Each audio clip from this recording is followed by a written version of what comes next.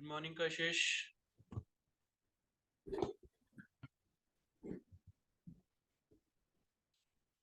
Good morning Sanjana. Good morning Sneha.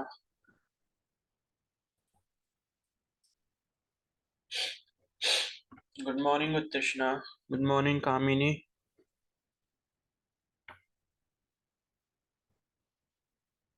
Good morning Shivani. Good morning Diksha. Good morning Aastha.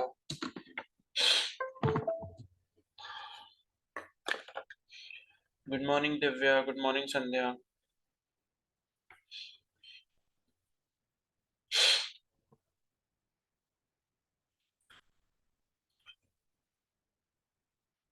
Good morning sir. Good morning.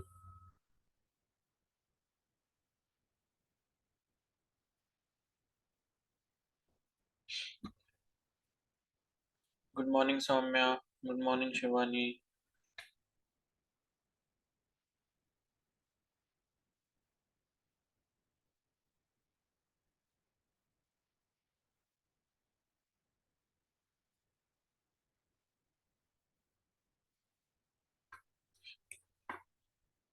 Krishna, आपके previous lectures complete हैं या नहीं?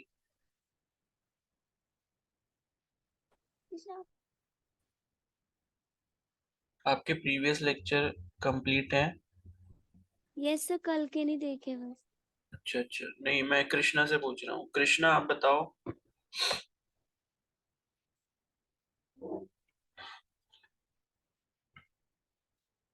तो कृष्णा फिर कौन करेगा ये बताओ, और कंप्लीट क्यों नहीं है? Good morning Saurabh. बताओ कृष्णा।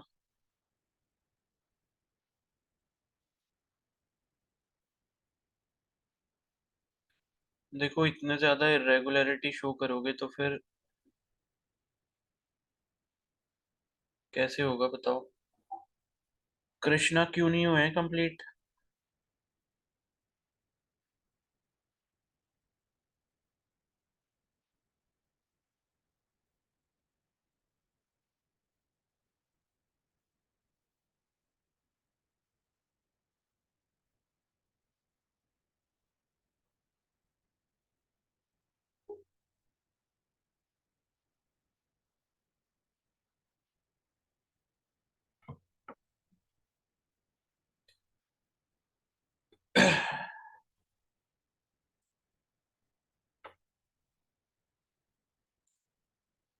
ठीक है, तो कृष्णा फिर कब तक हो जाएंगे?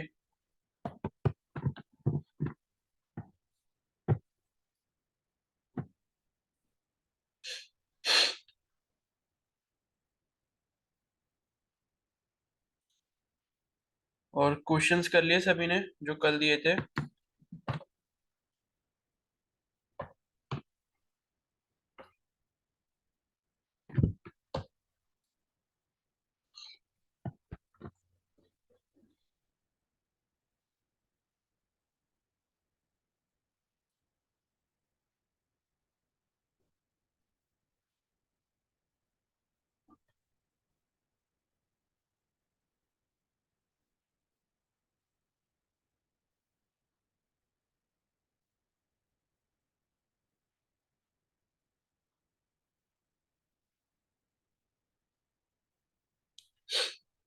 ठीक है।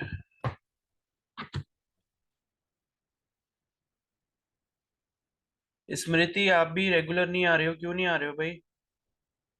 लीव कर दी क्लास? हाँ सारे नहीं हुए, थोड़े तो होने चाहिए ना।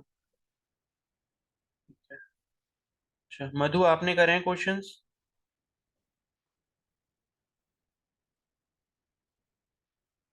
मधु,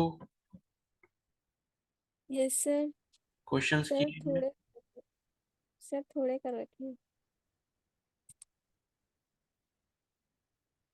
अच्छा मधु, मेरे को ये बताओ कि Galileo's law of odd number क्या है?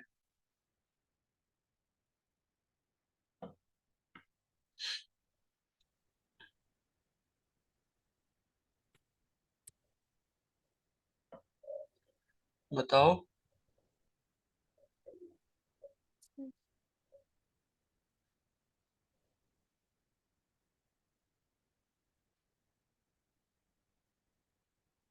मधु, क्या आप कॉलेज कर रहे हो साथ में?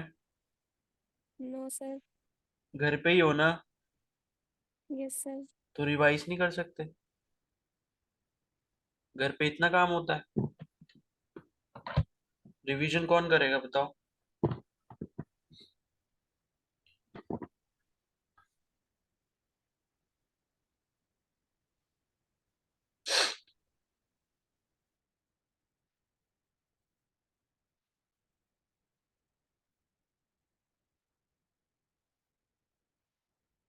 स्मृति, आप बताओ जरा। स्मृति।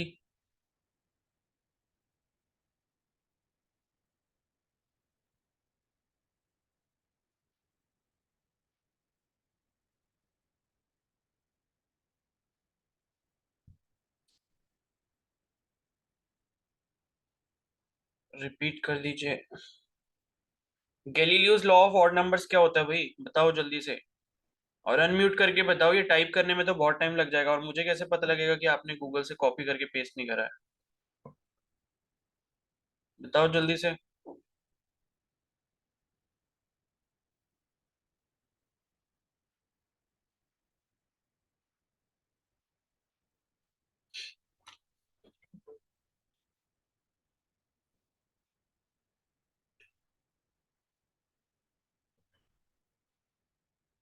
स्मृति बताओ भाई।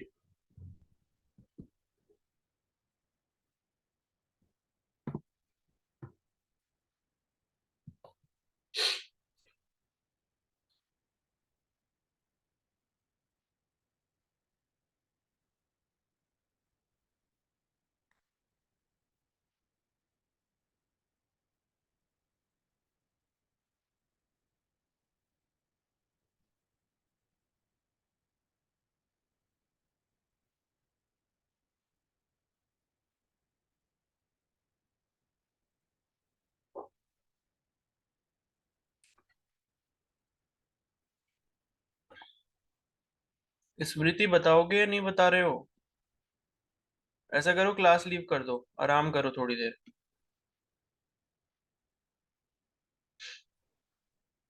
श्वेता, नंदिता, कनिष्का, कहाँ थे अभी तक?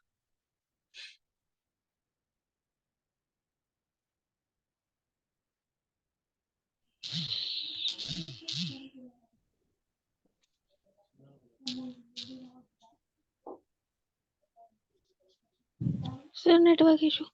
अच्छा। स्मृति बोल रही है कि कल रिकॉर्डिंग नहीं देखी है। तो मैंने कल ये पढ़ाया था क्या? कोई बता सकता है कि Galileo's law of odd numbers हमने कल पढ़े थे?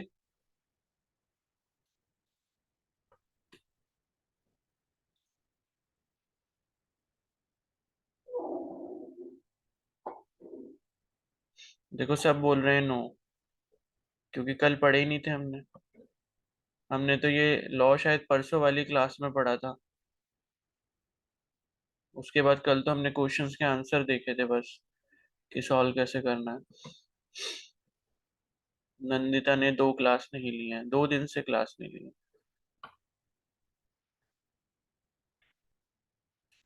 भाई स्मृति, अगर ऐसे ही करना है तो देखो, क्लास में मत आओ प्लीज। मत आओ भाई ऐसे, कोई फायदा नहीं है।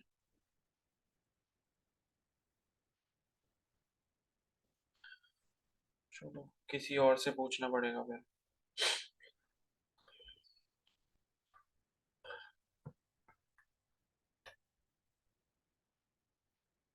सौम्या, आप बताओ जरा। सौम्या जोशी।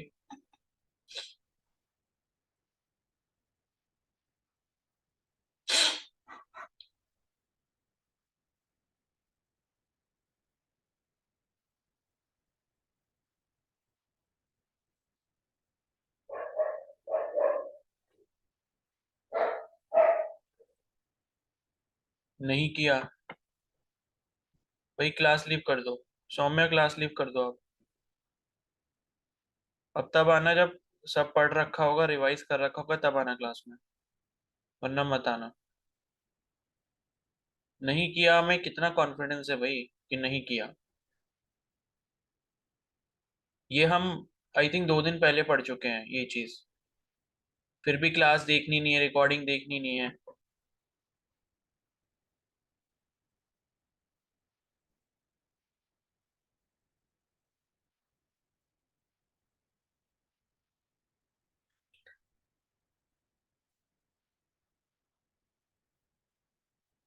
तनु आप बताओ जरा। सर अगर कोई बॉडी डिस्टेंस ट्रेवल कर रही है सेम इंटरवल ऑफ टाइम में, तो वो जो डिस्टेंस ट्रेवल करेगी वो ऑड नंबर का रेशियो होगा। जैसे 1:3:5:7:9। हाँ तो उसके लिए कंडीशन क्या है?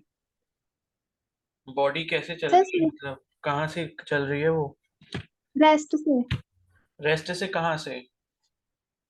जमीन पे? नहीं सर। हम्म। फिर? जमीन की तरफ अरे से। उसे अर्थ से एक हाइट पे ले जाकर छोड़ना होता है ना। Yes sir. अर्थ के मतलब अर्थ से आपने कुछ हाइट किसी ऊपर को ऑब्जेक्ट ले गए, और फिर जब आपने छोड़ा है तब जो इक्वल इंटरवल ऑफ टाइम में जो इक्वल डिस्टेंस, मतलब जो डिस्टेंस ट्रेवल होते हैं, उनका रेशियो जो होता है वो ऑड नंबर्स में होता है। ठीक है। Yes sir. तो अब ये है कि जो परसों मैंने आपको क्वेश्चंस दिए थे करने को, उसमें दो क्वेश्चंस रह गए थे ना, या तीन रह गए थे, पता नहीं। तीन रह गए थे, ठीक है।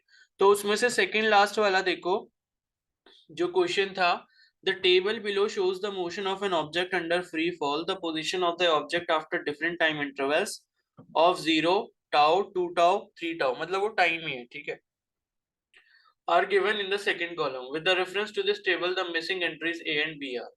तो इसका आंसर क्या है भाई, कौन सा वाला ऑप्शन है? यहाँ पर Galileo's law of odd number को यूज करना था।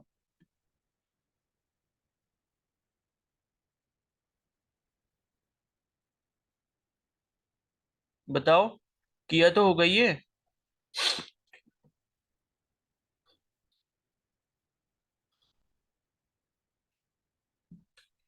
किसी ने भी नहीं करा है क्या?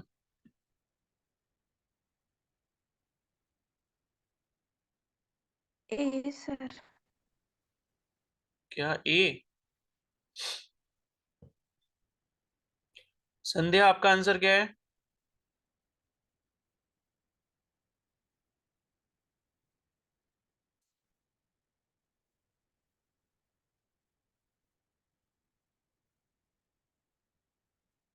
संध्या क्लास में हो?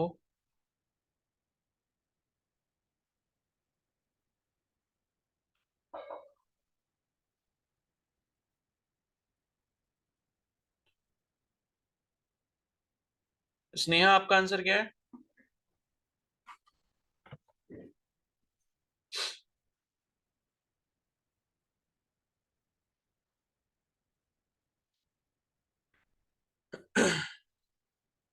नहीं किया था ये वाला। तो देखो ये बस Galileo's law of odd numbers को यूज करके ही टेबल बनाई गई है। ठीक है, तो इसमें जो वाई नॉट दिख रहा है ना, जो हमने के माना था अपने केस में, हाफ जी टी स्क्वायर वाला जो था, ठीक है, तो वही है ये। क्लियर है? तो यहाँ पर आप देख सकते हो कि पहले क्या है, वाई नॉट है, इसमें फिर ए और बी की वैल्यू पूछी है टेबल में। जो आपको वाई दिख रहा है और डिस्टेंस जो दिख रहा है, उसमें ए और बी जो है दो मतलब स्पेसेस हैं, वहां पर आपको बताना है कि क्या आएगा।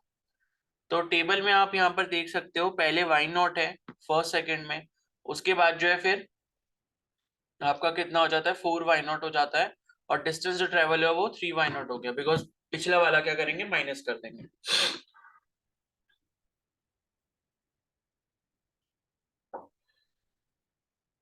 परीक्षा भाई इतनी लेट क्यों ज्वाइन कर रहे हो? 15 मिनट हो चुके हैं। ठीक है, तो यहाँ पर उसके बाद देखो, थर्ड वाला जो सेकंड है उसमें कितना होगा। तो थर्ड वाले सेकंड में कितना हो जाएगा, 9 वाई नॉट हो जाएगा, जैसे हमने 9 के निकाला था ना, तो 9 वाई नॉट हो जाएगा, बिकॉज आप जब हाफ जी टी स्क्वायर करोगे तो टाइम कितना हो जाएगा वहां पे, 3 हो जाएगा, 3 सेकेंड, और 3 का स्क्वायर क्या हो गया, 9 हो गया, तो 9 इंटू हाफ जी टी हो जाएगा, तो मतलब ये 9 वाई नॉट हो गया, तो ए की वैल्यू तो 9 वाई नॉट हो गई। ठीक है। अब ए की वैल्यू 9 वाई नॉट आपको ऑप्शन ए और ऑप्शन डी दोनों में दिख रही है। उसके बाद बी वाली आपको वैल्यू निकालनी है, जो कि आपको बिल्कुल लास्ट में दी है, ठीक है। तो लास्ट में आप देख सकते हो 36 वाई नॉट है, यानी कि 6 का स्क्वायर क्या होगा 6 सेकेंड में। तो 6 का स्क्वायर जब ये किया तो मतलब ये है कि उसके बाद डिस्टेंस कितना ट्रैवल हुआ होगा। तो आप क्या करोगे, प्रीवियस वाला जो डिस्टेंस है जो कि 25 वाई नॉट है उसमें से माइनस कर दोगे, यानी कि 11 वाई नॉट आ जाएगा, या 11 के बोल सकते हो। तो 9 वाई नॉट और 11 वाई नॉट जो है उसका आंसर होगा ऑप्शन ए जो है वो उसका करेक्ट आंसर है। ठीक है। और जो 52nd क्वेश्चन है वो भी इसी कॉन्सेप्ट के बेसिस पर है, जो है a stone falls freely under gravity. It covers distances h1, h2 and h3 in the first 5 seconds, next 5 seconds and the next 5 seconds respectively. The relation between h1, h2 and h3 is. तो NEET 2013 का question है ये, और इसी concept पे ये question पूछा गया है। तो इस वाले का क्या करा है आप लोगों ने आंसर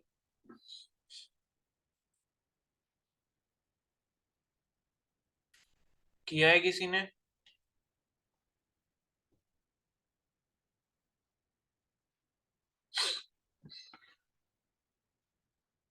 बी। ठीक है,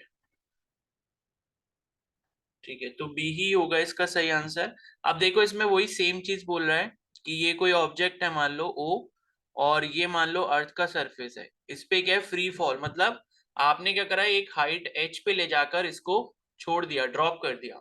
फ्री फॉल का मतलब ये होता है कि किसी भी हाइट से अगर आप ऑब्जेक्ट को छोड़ देते हो बिना किसी वेलोसिटी दिए उसको, और वो अपने आप ग्रेविटी की वजह से नीचे आता रहता है, उसी को हम फ्री फॉल कहते हैं। जैसे इसका सबसे अच्छा एग्जांपल होता है लिफ्ट वाला।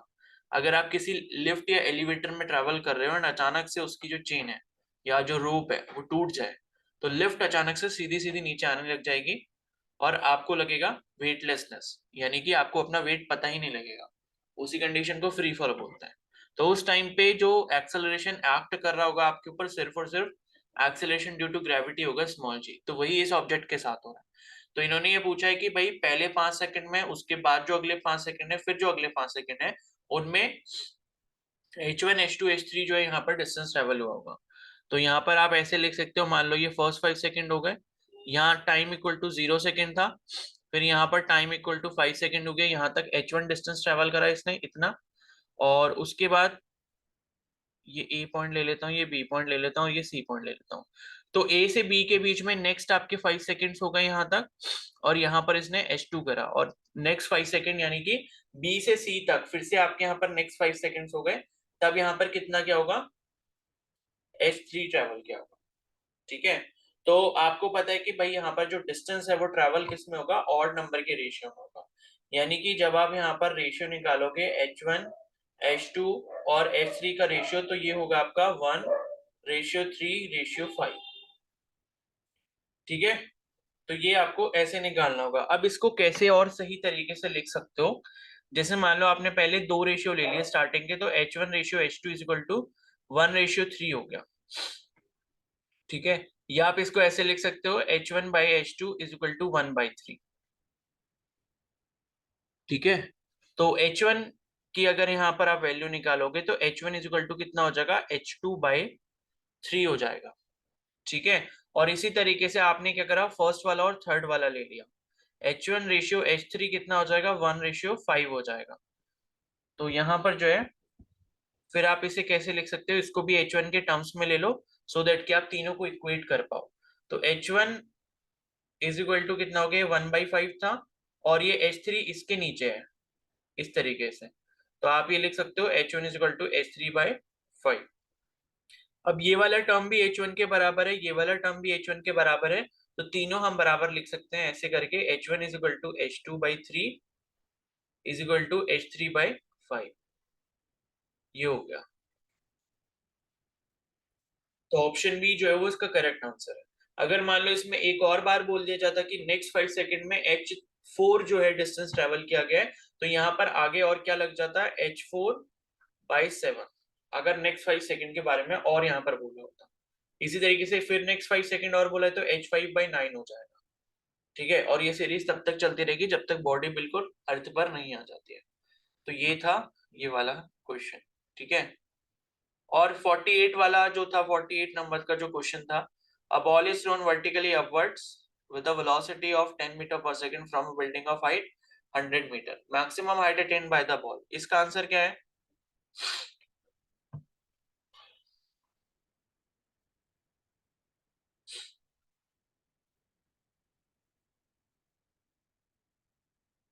बताओ भाई, ये किसी ने नहीं किया क्या?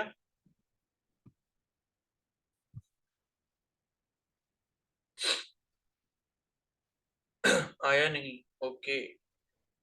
तो पहले तो देखो जो जो चीजें गिवन है ना वो लिख लिया करो। जैसे मान लो 48 नंबर का क्वेश्चन है, तो यहाँ पर क्या क्या चीजें गिवन है वो लिख लो।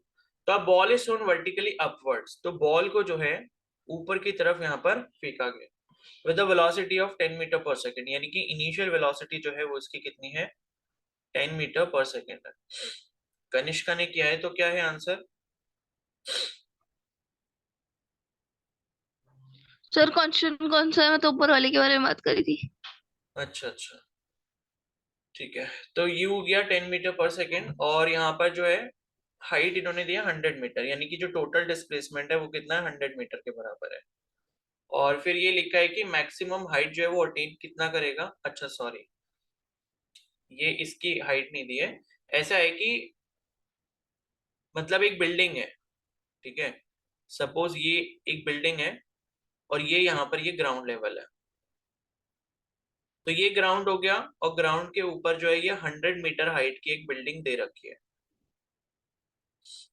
क्वेश्चन नंबर ये 48 है, जो फर्स्ट वाली वर्कशीट थी उसमें थर्ड लास्ट क्वेश्चन जो है 48 नंबर है उस क्वेश्चन का। वैसे 48 सीरीज में नहीं है, मतलब आई थिंक कितने क्वेश्चन दिए थे मैंने, 21 दिए थे, पता नहीं कितने दिए थे। तो 18th या 19th नंबर का होगा ये क्वेश्चन। ठीक है, फर्स्ट वाली जो वर्कशीट दी थी परसों, क्योंकि परसों के 3 क्वेश्चन रह गए थे। तो ये लिखा है कि एक 100 मीटर हाइट की बिल्डिंग है, उसके ऊपर से जो है एक बॉल को फेंका गया, मतलब यहां से जो है एक बॉल को ऊपर की तरफ यहाँ पर फेंका गया, ठीक है। 18th था, ठीक है। तो एक बॉल को इस 100 मीटर की हाइट से जो है ऊपर फेंका गया है, और इसकी जो इनिशियल वेलोसिटी इन्होंने दी है 10 मीटर पर सेकेंड। और उसके बाद ये बोल रहे हैं कि भाई मैक्सिमम हाइट कितनी होगी इस बॉल की अबव द ग्राउंड, यानी कि ग्राउंड से जो है आपको पूरा टोटल हाइट कैलकुलेट करना है जहां तक ये बॉल जाएगी। मान लो मैंने बोल दिया ये बॉल यहां तक है फेंकने के बाद, क्योंकि क्या होगा जब आप ऊपर की तरफ फेंकोगे तो उस पर क्या लगेगा, रिटार्डेशन लगेगा, माइनस जी लगेगा, जिससे क्या होगा उसकी वेलोसिटी घटने लग जाएगी, और एक टाइम ऐसा आएगा ऊपर जाते जाते वो एक मैक्सिमम हाइट पर जाएगा और वहां पर उसकी वेलोसिटी जीरो हो जाएगी। उसके बाद जो है वो वापस रिटर्न करना चालू करेगा, ठीक है। तो ये चीज हो गई। अब इसके बाद यहाँ पर क्या है कि आपको जो जो चीजें वो दी हैं, पहले तो आपको क्या करना है कि ये 100 मीटर हाइट के ऊपर ही आपको पूरा डिस्टेंस कैलकुलेट करना है कि यहाँ से ऊपर तक जाने में इसने कितना डिस्टेंस ट्रेवल किया होगा, ठीक है। तो एक्सेलरेशन की बात करें तो वो लग रहा होगा यहाँ पर -g, या फिर आप -10 बोल सकते हो, -9.8 जो भी है। इन्होंने लिखा है कि use g is equal to 10 metre per second square, तो आप -10 ले लोगे यहाँ पे, ठीक है, क्योंकि ऊपर जा रही है कोई भी बॉडी तो उसमें एक्सेलरेशन जो लग रहा होगा वो नेगेटिव लग रहा होगा। अब आपको ये देखना है, आपको निकालना क्या है यहाँ पर, पहले तो इसका डिस्प्लेसमेंट निकालना है कि कितना ऊपर तक ये गया होगा, ठीक है। और फाइनल वेलोसिटी यहाँ पर कितनी हो जाएगी, इसकी जीरो हो जाएगी, बिकॉज ऊपर जाते जाते इसकी स्पीड कम हो रही है, और एक पॉइंट ऐसा आएगा जहां पे इसकी वेलोसिटी, फाइनल वेलोसिटी जीरो हो जाएगी। तो अब यहाँ पर आपको v दिया है, s दिया है, u दिया है, a दिया है, तो अब आप खुद से दिमाग से सोचो कि हम यहाँ पर कौन सी इक्वेशन का इस्तेमाल कर सकते हैं।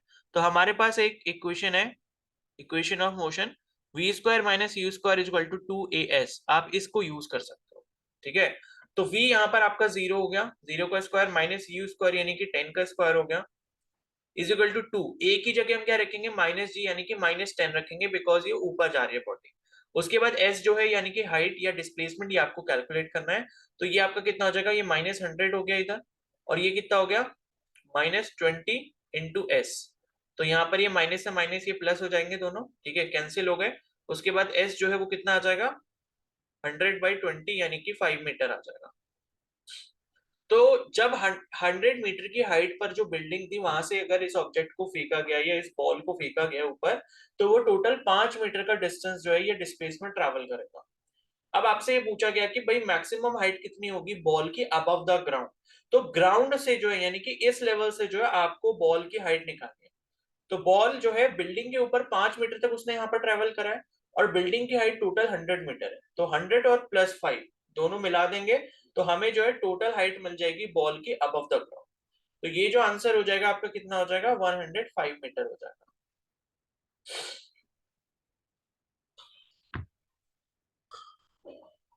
ठीक है, option A is the right answer. आ गया समझ ये वाला? Yes Yes, sir. sir. Yes, sir. Yes, sir. Yes, sir. Yes, sir. Yes, sir. ठीक है, ठीक है। तो इस वाले के क्वेश्चंस हो गए। अब हम आते हैं अपनी सेकंड वाली वर्कशीट पे जो मैंने आपको कल भेजी थी। ठीक है, चलो फिर आ जाओ।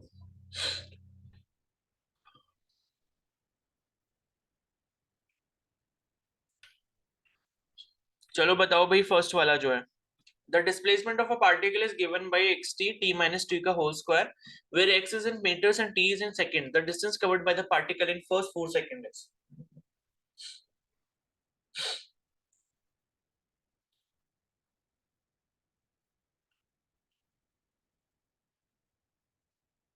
a।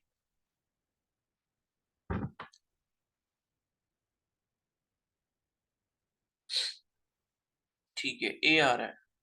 तो अब जिसने a बोला है, पहले मैं पूछ लूं कि ये किया कैसे है आपने। ठीक है, दिव्या आप बताओ जरा कैसे किया आपने।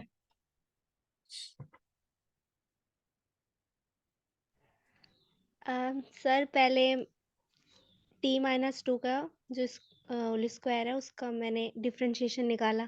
क्यों, क्या यहाँ पर वेलोसिटी पूछी है?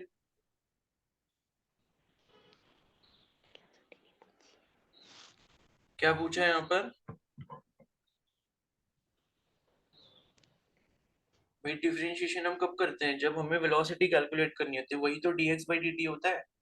या एक्सेलरेशन निकालना हो तब हमें वेलोसिटी का डिफरेंशिएशन करना होता है टाइम के रिस्पेक्ट में। यहाँ पर तो आपसे डिस्टेंस ही पूछ रहा है पार्टिकल का, तो आपने किस बिहाफ पे यहाँ पर डिफरेंशिएशन किया है? चलो उत्तिष्णा आप बताओ कैसे करा आपने।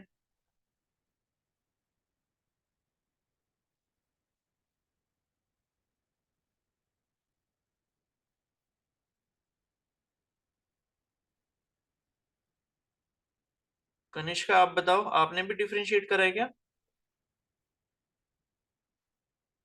सर क्वेश्चन नंबर कौन सा है? ये कल वाला जो मैंने क्वेश्चंस दिए थे उसमें फर्स्ट क्वेश्चन ही है। वैसे उसमें जो सर पहला क्वेश्चन वाला नंबर, ना? हाँ वैसे जो उसमें क्वेश्चन पड़ा है उसमें तो 56 नंबर है। कल हाँ जो जी मैंने आपको भेजी थी पीडीएफ, उसमें जो फर्स्ट क्वेश्चन है। सर, वो तो वैसा क्वेश्चन है ना, उसमें शायद अलग डिस्प्लेसमेंट के बारे में पूछा है, ऐसे ही पूछा है उसमें। वो कहाँ हो रहा है? क्या? अरे तो किया है या नहीं किया ये बताओ।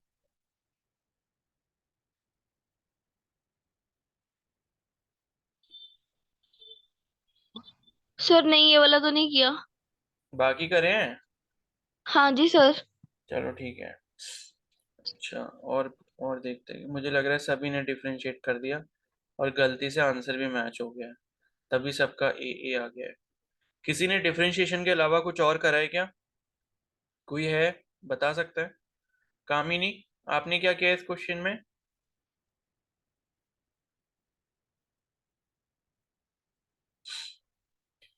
कामिनी आपकी वॉइस नहीं आ रही।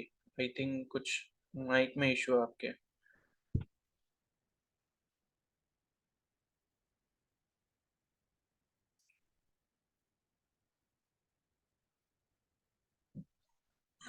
आया नहीं ये वाला। ओके, सर करा है, मैंने पहला क्वेश्चन करा है। तो कैसे करना है बताओ। 8 आ रहा है सर इसका आंसर। कैसे आ रहा है वही तो पूछ रहा हूँ। सर एक्स, अब आप लिखो x × 4 हम्म, कहाँ पर इज एक्सीडेंट? इक्वल टू अच्छा। ये x, अब फिर हाँ। Is equal to hmm 4 - 2 whole square, hmm. फिर 4 इज इक्वल टू 2 का स्क्वायर, हाँ, 4 हो गया। फिर x is equal to 4 + 4 is equal to 8। 4 + 4 = 8 कैसे? सर मैंने तो ऐसे ही करा है।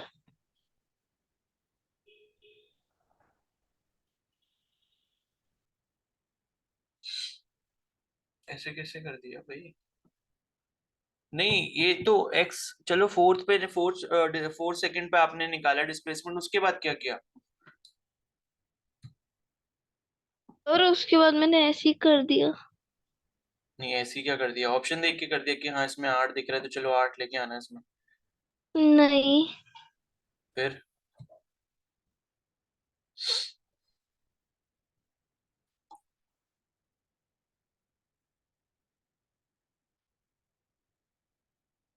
भाई किसी ने नहीं करा क्या ये वाला क्वेश्चन?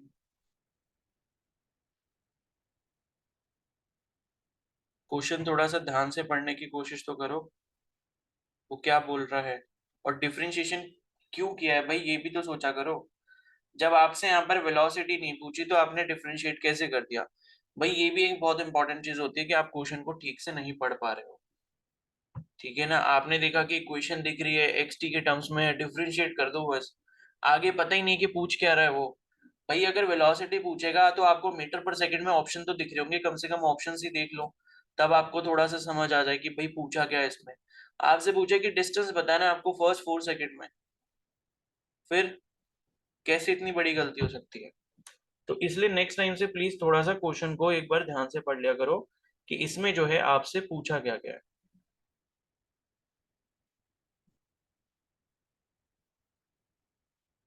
ठीक है।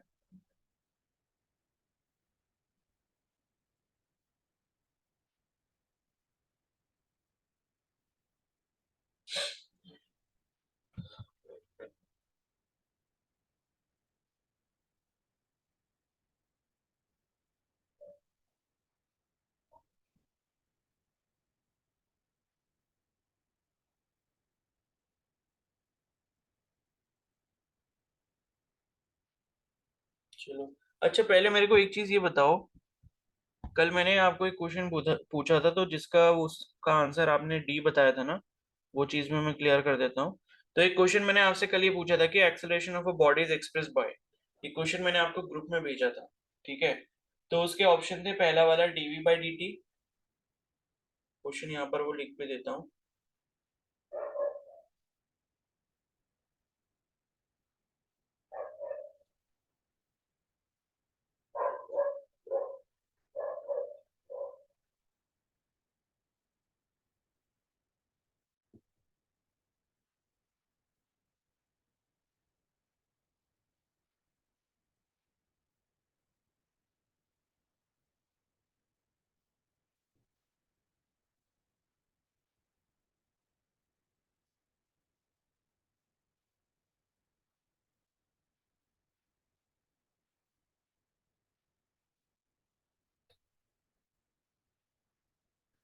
ठीक है, तो बताओ भाई, कामिनी आपने कहा था डी,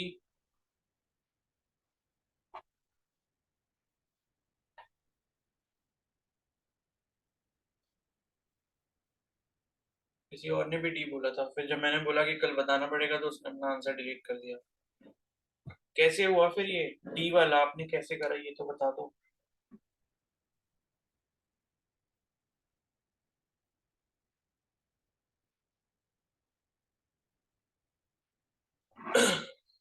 किसी को पता है इसका आंसर करेक्ट क्या है और क्यों है? चलो फिर रहने दो कामिनी अभी। ठीक है, यस सर। कैसे होगा बताओ। जो ए एवरेज होता है ना सर, वो मतलब फाइनल वेलोसिटी और इनिशियल वेलोसिटी का माइनस होता है, हम्म। और मतलब delta we by delta T. और हाँ जो तो इंस्टेंटेनियस होता है ना सर, उसमें मतलब हम डिफरेंशिएट कर देते वेलोसिटी को टाइम से, नहीं तो ये तो डीवी चलो बाई हो डी गया, टी आता है। ऑप्शन ए वाला तो सही है, बी और और सी जो भी तो सही है ना? Yes sir. मतलब इसका और आंसर मतलब जो ऑल ऑफ द अबव है, तो वो पूछ रहा हूँ मैं, कैसे तीनों ऑप्शन सही है वो कैसे है? यस सर बता रहे हैं, जो डी स्क्वायर एक्स और डी टी मतलब बाई डी टी है ना सर, तो हम्म। उसमें हम मतलब जो हमें क्वेश्चन में डिस्प्लेसमेंट दिया रहता है तो उसको ही हम 2 बार डिफरेंशिएट करते हैं ना सर। हाँ ठीक मतलब है। एक बार वेलोसिटी निकालते फिर एक्सलरेशन निकालते, तो 2 बार हुआ ना, तो मतलब ठीक है। डबल डिफरेंशिएशन हो ठीक है, जाता है एक्स का। और सी वाला?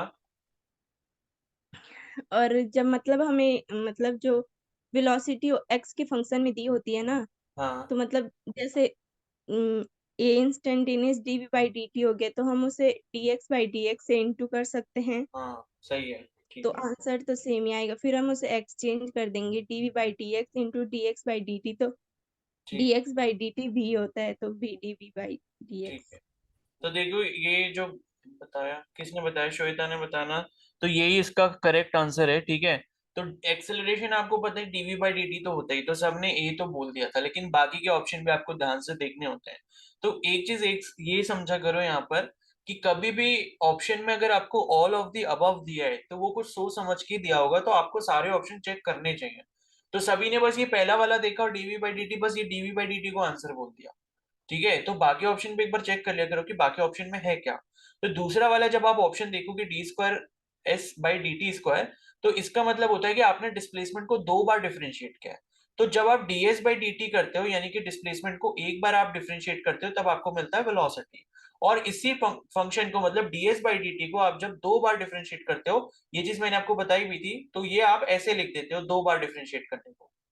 ठीक है, तो 2 बार डिफरेंशिएट करने का मतलब है कि आपने वेलोसिटी वाले टर्म को दोबारा से डिफरेंशिएट कर दिया टाइम के रिस्पेक्ट में, और यही क्या होता है आपका एक्सेलरेशन होता है। तो इसी वजह से ये D square S by D T square बन जाता है। ठीक है, तो ये वाला ऑप्शन भी इसका सही है। और तीसरा वाला कैसे सही है कि आपको ये पता है acceleration is equal to dv by D t होता है। ठीक है, अब इसे आप क्या कर सकते हो, इसे आप ऊपर नीचे ds बाई डी एस से मल्टीप्लाई कर लो या x बोल दो। x या s वो सेम चीज है, डिस्प्लेसमेंट के लिए डिनोट किया गया है। जब आप ऐसे कर दोगे तो क्या होगा, dv के नीचे एक ले आओ ds और ds के नीचे रख दो dt, मतलब ये आपस में इंटरचेंज कर दो इस तरीके से। ठीक है, तो ये जो आपका dv बाई ds है वो तो ऐसे ही रहेगा, और ds बाई dt जो ये आपका v बन जाएगा। तो इस तरीके से एक्सेलरेशन का एक तरीका ये भी होता है d v dv by d s. ठीक है, तो कभी भी ऐसा है कि आपको वेलोसिटी का मान लो कोई एक्सप्रेशन दिया हो जो कि किसके टर्म्स में हो, डिस्प्लेसमेंट के टर्म्स में हो, तो आप अगर उसको डिस्प्लेसमेंट के टर्म्स में डिफरेंशिएट कर दो और उसको वेलोसिटी के एक्सप्रेशन से मल्टीप्लाई कर दो, तब भी आपको यहाँ पर एक्सेलरेशन मिल जाता है। तो ये 3 तरीके होते हैं एक्सेलरेशन कैलकुलेट करने के। ठीक है, तो ये चीज समझ आ गई।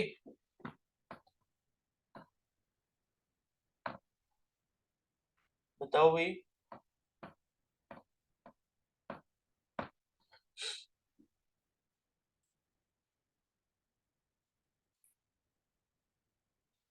ठीक है, तो देखो क्वेश्चंस करने से ना यही सारी नई नई चीजें काफी सारी पता चलती हैं कि मतलब आपको और भी कौन सी ऐसी चीजें हैं जो ध्यान रखनी है। ठीक है, तो चलो अभी एक काम करते हैं, ब्रेक ले लेते हैं, फिर उसके बाद कंटिन्यू करते हैं उस क्वेश्चन से। ठीक है।